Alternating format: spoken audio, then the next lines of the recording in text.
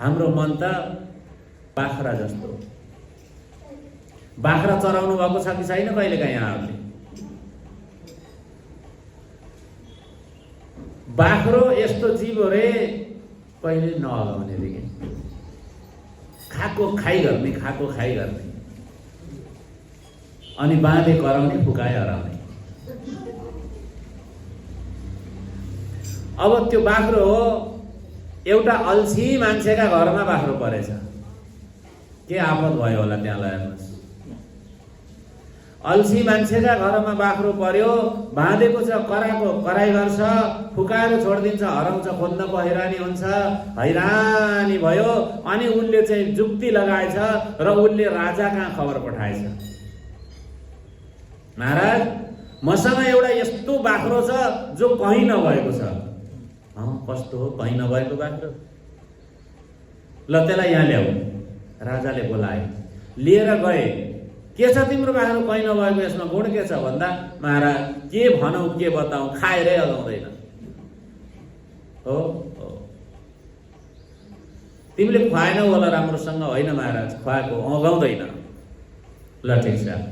अब राजा अलिकता कौतुकी थिए, कुनै त्यस्तै उटपटाङ गर्ने स्वभावका थिए र राजाले आफ्नो राज्यमा के उर्दी जारी गरे भने, एउटा बाख्रो छ, यो बाख्रोलाई चराउनु, जसले चराएर यो बाख्रोलाई अगाउन हाल्छ त्यसका लागि यति गाउँ बक्सिस हुनेछ, 5 गाउँ त्यसका लागि बक्सिस हुनेछ भनेपछि त्यो खबर सुन्ने बित्तिकै त अब लाइन लाग्यो। हेर्नुहोस्, बेरोजगार भएको बेलामा 5 गाउँ उपहार पाइन्छ एउटा बाख्रो चराएर। अब साराका सारा जनहरू लाइन लागे, नाम लेखाए र त्यही बिचमा राजाले अर्को उर्दी के जारी गरे भने, यदि यो बाख्रोलाई चराएर अगाउन हाल्छु भनेर लिएर जाने, तर अगाउन नहालिकन ल्याउँछ भनेदेखि फेरि त्यसको सर्वस्व हरण गर्ने भने, फेरि यदि अगाउन हालेन भने त्यसो उसँग भएको सम्पत्ति पनि हरण गर्ने भन्ने उर्दी जारी भएपछि आधा आधी जसो जतिले बाख्रा चराउँथे, जतिले बाख्राको मर्म बुझ्थे, तिनीहरूले नाम फिर्ता लिए। अब जसलाई थाहा थिएन बाख्राको गुण, तिनीहरूले त एउटा बाख्रो चराउने न हो भने नाम फिर्ता लिएनन्। राजाले अब बोलाउन थाले। एउटाले गयो, चरायो, हेर्नुहोस् दिनभरि चरायो, कता छ मिठो घाँस खोज्दै, अनि गएर कहीँ आफूले काट्दै बटुल्दै त्यसलाई खुवाएर बेलुका त त्यसको पेट माथि उचालिएको बनाएर लिएर आए राजाका महाराज। मैले बाख्रोलाई अगाउन हाले, हेर्नुहोस् त।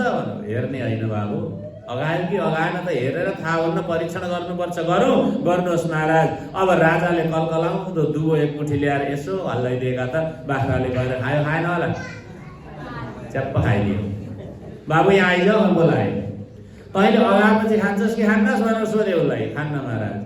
यसले त खायो त, यो अगाएको रहेनछ, त्यसको सर्वस्व भयो। अर्को दिन अर्को गयो, त्यही गति भयो। अर्को दिन अर्को त्यही गति भयो।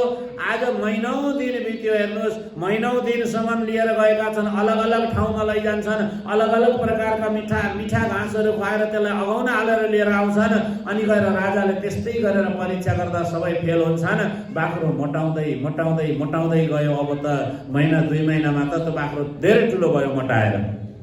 मिठो खान पाएको छ दिनदिनै अगाएर। त्यो कुरा एउटा सन्तले थाहा पाए। सन्तले थाहा पाइसकेपछि मनमा बडो चिन्ता गरे, ओहो आज राजाले गल्ती गरे। किनभने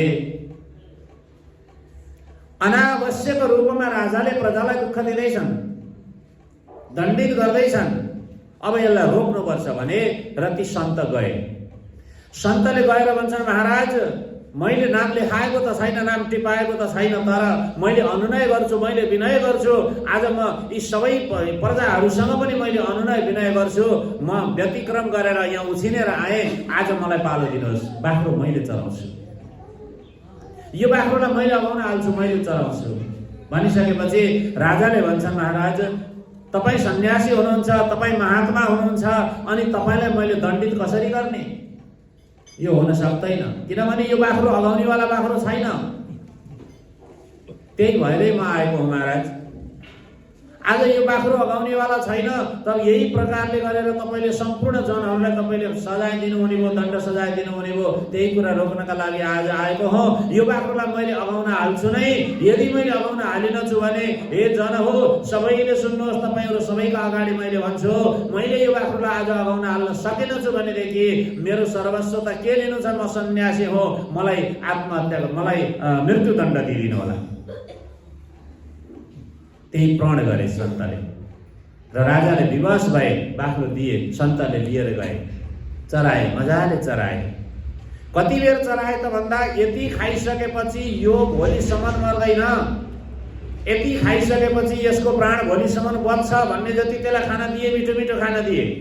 त्यति बेरसम्म मिठा मिठा घाँसहरू पनि बटुलेर नजिकमा राखिदिए राजाले।